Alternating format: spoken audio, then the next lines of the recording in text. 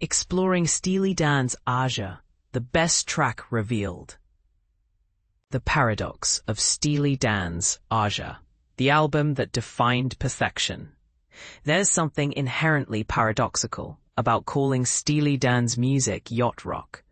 It conjures images of a relaxed lifestyle, where the only worry is the gentle rocking of the boat and the perfect sunset. Yet, the band that epitomized this genre was anything but relaxed.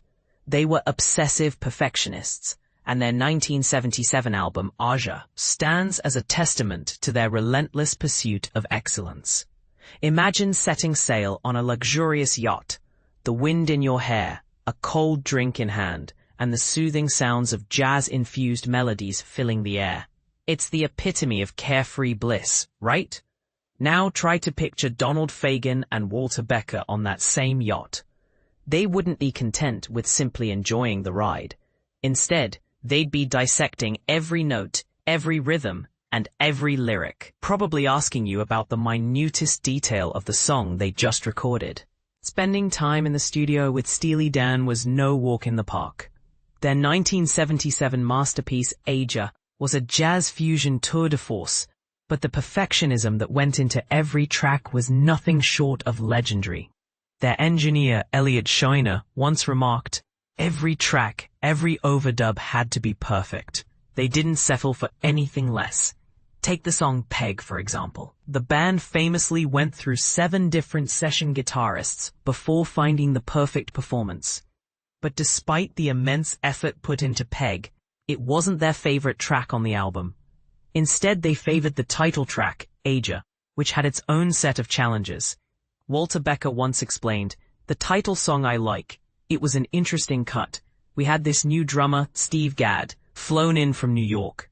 He was given an 8-page chart for the tune, which was pretty intense. The charts were detailed for some musicians, like the keyboards, but left open for others, like the bass player. The bass player just had chord symbols, and the guitar player worked on his own concept. But the drummer, he really had to outdo himself on this one." Gadd's performance on Aja was nothing short of miraculous. He stepped into the studio and laid down a drum track that still leaves fans in awe. But there's one particular moment that stands out, a musical mistake that became a defining feature of the song. Just before the 5th minute, a subtle offbeat click can be heard. It's a mistake that drummers have tried and failed to replicate because it was an accident. Gadd's stick slipped, creating one of the most nuanced moments in Steely Dan's history. It was a moment that Fagen and Becker had spent their entire careers trying to avoid, but it ended up being a lesson in embracing the unexpected. But here's where it gets controversial. What if we consider that perfection isn't always about avoiding mistakes? What if it's about embracing the imperfections and turning them into something beautiful? The offbeat click on Aja is a testament to this idea. It's a reminder that sometimes the most memorable moments in music are the ones that weren't planned. And this is the part most people miss. What do you think? Is perfection really about avoiding mistakes, or is it about embracing the unexpected? Share your thoughts in the comments below. Let's start a conversation about what makes music truly great.